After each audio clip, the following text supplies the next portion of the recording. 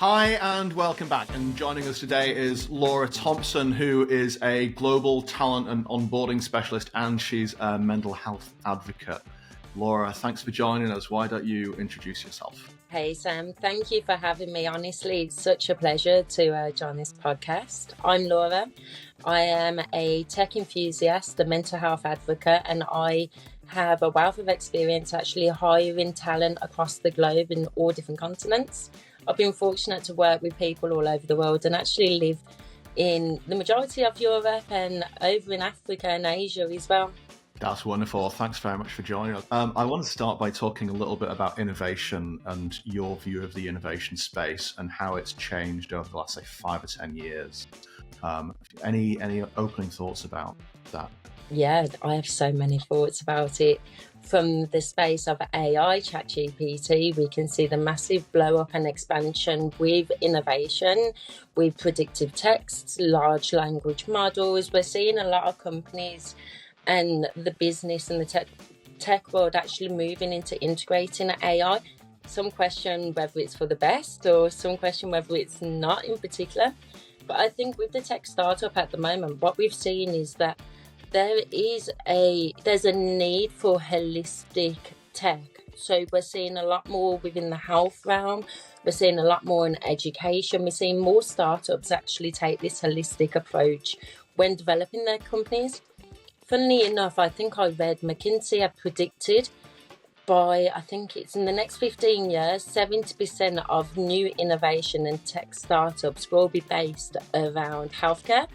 And I believe then it's 65% will be based around education, which is great. I think using technology for the greater good to enhance not only ourselves as humans, but also the way that we live, the way that we are routinely going by our day to day is just transformative. And I think it's intentionally tackling the issues that we've got at the moment, whether this is social, environmental. I think we are on the path and on the road of actually tackling these little short straws that we have got. So it's a very exciting space, and we've seen over the past 5 years how many tech startups have blossomed, and they haven't grown minimalistically. They have expanded to points that we would never have seen 20 years ago or 30 years ago.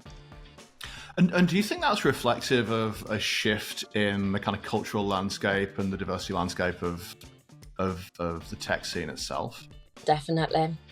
If you remember 20 years ago, the tech scene was seen to be mundane. It was seen, oh, you got the techie working this, they do this, but now it's very much everybody wants to be in the tech world. Everyone wants to have their 2 pence. And also what technology has done is actually allowed us to integrate with each other, integrate our society, our cultures across the world on a global basis, allowing for people to not only be connected within the tap of a button, but also want to share and want to connect with other people that they wouldn't have been able to beforehand.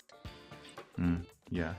I think one of the success stories of the last decade was, you might take Uber as an example. Yeah. And if we look at the kind of problem that Uber's solving, it was how to relatively wealthy people from one part of the city to another. Yeah. So and now everybody's using it. And now everybody's using it, which is the great, it's been a great leveler. But what's been the shift in culture from, you kind of hinted at the tech scene of 10 and 15 years ago, and I remember it was people that looked and sounded a lot like me. It's a very comfortable space for me to move in. Yeah. What's been the shift, and what's been some of the driving factors behind that shift? People wanting to do good in the world. I think we've got to a time where people have seen that the corporate world necessarily isn't for them. People want to be the change that they see there's the need for in this world. And I think it's accessibility as well. People want to become more accessible. They want things easier. They want to be able to order off Uber Eats and have it delivered within 15 minutes without even stepping foot outside. And it's one of the ways it can either work for humanity or it could work against humanity. But as long as we're using it on a balanced level and actually incorporating it into our daily lives without allowing it to have too much demand on our lives, then I think it could be something that's really positive. And we have seen how far it has come. It's actually impacted my life. For instance, let's say a couple of months ago, my niece was performing in a play. I got into my car. My handbrake decided it wanted to give up on me. And what did I do? Instantaneously, I went straight onto Uber, booked an Uber, and there I was within 15 minutes. That's a lot, yeah. But you were able to get out of that situation. That's the thing with technology. It's making life accessible. It makes things easier for us. And it fills in the demand for the needs that we have and the problems that we have every day. Do you think part of the shift is a generational one? Do you think it's? I mean, we hear a lot about the challenges that that younger people face with social media and cyberbullying, and everything is maybe a little too accessible. But do you think part of that is a different kind of acceptance of the world and a desire to make a bigger change than maybe my generation had? I believe so. I've been fortunate because I was pre-tech and now post-tech. I've lived through it all, and I think that what the younger generation today have seen and realised is that the technology can be used for a greater good. And of course, this is because of all of the years of work that's been put into the field and how it has transformed drastically over the past 20 years. I think the mindset from 20 years ago was, this is scary. The internet's a new thing. We don't know what to do with it. But now that it is integrated into society and into our daily lives, I believe that the younger generation are actually utilising it for the best. And what they are trying to do is create that change. And we can see this on social media. When social media first came out, it was about sharing pictures of your food and updating people on what you've done throughout the day. But now it's really educational, trying to teach people how to be better in certain aspects or do things better and really just drive that change forward. Yeah. So I know that as a talent specialist, you must get a lot of insight from your client base about what innovation looks like in hiring. Yes. One of the things we hear a lot is there's been a shift towards working from home, which has kind of led to a shift in location strategy, which in turn is that leading to a shift in how we look at states like like places in the global south versus like traditional metro centers. I believe that COVID has had a impact directly into this. There's been many cons to COVID, but there has been a few pros, and the globalist workplace, now we're seeing tech startups that are remote first, that are hiring on a global basis. They are more strategized towards for the people, building companies for the people, for the employees. And what I've seen from my clients is that though they would all wish to hire on a global basis, not all of them do. And I think this is where there is a gap in the market for actually hiring. If you are a remote first company, it's not only hiring in one area or in the EU, in the Americas, it's actually hiring globally and giving the opportunities to those on a global basis instead of just saying, you're in the EU, yep, we can hire you, but you can go and travel anywhere in the world. We need to incorporate fair measures that allows us to hire on a global basis and accurately display the globalism behind it.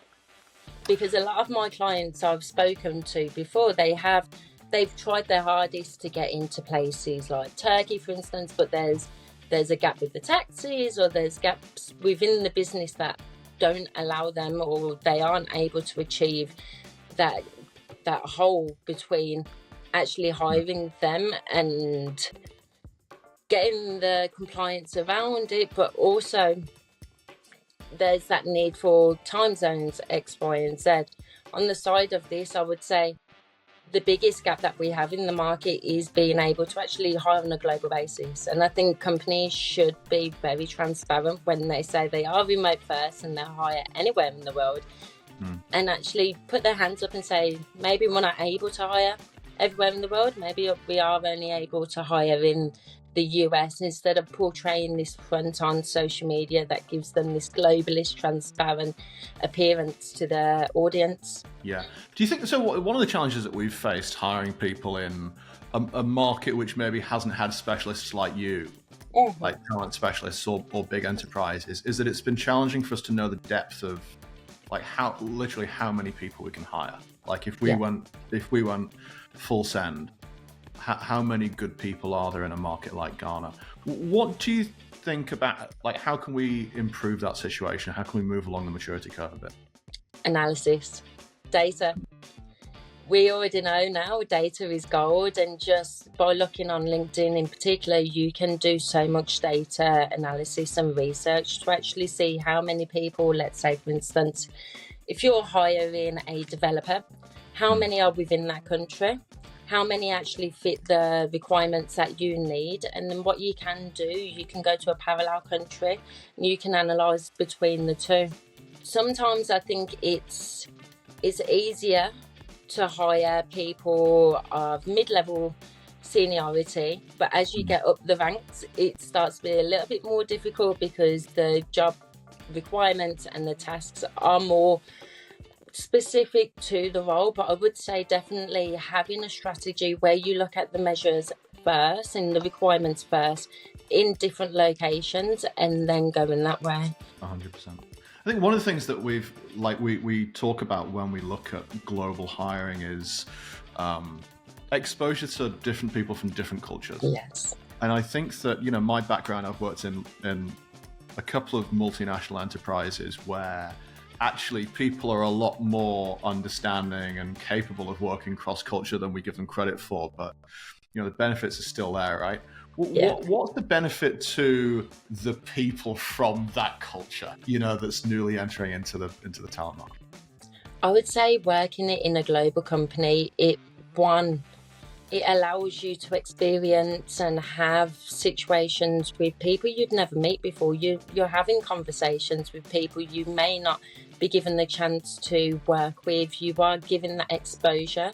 You're given a way into different cultures and different mindsets. And there's a big thing that I've always said when hiring globally, it's you're not just looking at it from a strategy point, you're actually getting different mindsets, putting them into a room and flourishing them that way, because the way I work in the UK is going to be very different from the way you're working in Ghana, but being able to utilise them and combine them together is so powerful and so enriching for anybody's career if they're looking to get onto the remote first company and working market. One of the things you touched on briefly, I just want to dip into a little more, is policy measures to allow a client in, say, the UK to hire on the global market. And it's something that has traditionally been a challenge. The risk has to sit somewhere. At Turntable, we swallow the risk. We're registered in the UK. Yeah. But we know from speaking with clients that it's a real challenge. Mm-hmm. And that's actually one of the reasons why, they would choose to hire in a high cost location rather than taking advantage of the kind of post-COVID global world, right? What are some of those measures being put in place to allow companies to hire from around the world?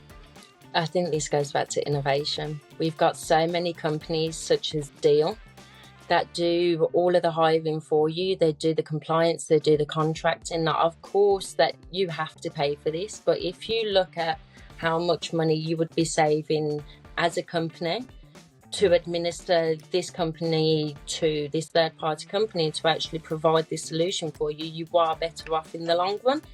And it's not only just for the company, it's for the people as well. It's getting that exposure and that global exposure within. But I would say there's a lot of companies at the moment that are allowing and breaking those barriers between having the compliance, having the policies, and are actually doing it for you. And there's a lot of ways that you can just quick search onto Google. I was going to say ChatGPT, but we know that can be a bit biased. And just get a couple of documents that have already been pre-made, copying them, analysing them, and then maybe having a look at getting your HR team to see what measures they can do. I know it's a little bit more trickier in America per se, because different states have different needs, and if you are a tech startup, well, you need to be based there. But it's a little bit more fluid and flexible when you leave America. So on a global basis, it becomes a lot more flexible. I certainly think that the EU has been a lot more innovative in that regard, Yeah. and my understanding is that they're starting to build bilateral measures with governments in African states. Yes. Right. So what's that about? Oh, this is massive. What a time to be alive. So I know the Africa and EU recently, I believe it was in 2023, they decided that they would be cooperating, and this cooperation is in line with research and development. So it's an innovation agenda that allows freedom of movement per se across Africa and into Europe. And it's to promote healthcare, it's to promote technology, and it's how to build the infrastructure, one that the people of Europe could utilise, and also the people of Africa. And it's just having that bilateral agreement that's been missing for so long. And the fact that we've finally got it back onto the map where Africa should have been a very long time ago. If we have a look into Africa over the past 20 years, one of the biggest foreign investors there is actually China. So at the start of the century, I believe their exports to China was 0.2%, and now they have rose up to 12%. So 12% of Africa's exports are to China. And I think if we have these bilateral agreements where we are utilising the materials, the raw materials, and the work given and produced by the nations, it could just drive the global economy to places we haven't seen. So Laura, with this kind of re-engagement of, in the example you gave, the EU with the African Union, and moving from a place where Africa's kind of utility to the rest of the world was commodities and was raw materials, and then was trade. We're moving up the value chain so that we're able to export thoughts and ideas and service businesses. How can we make sure that we are engaging with Africa rather than taking advantage?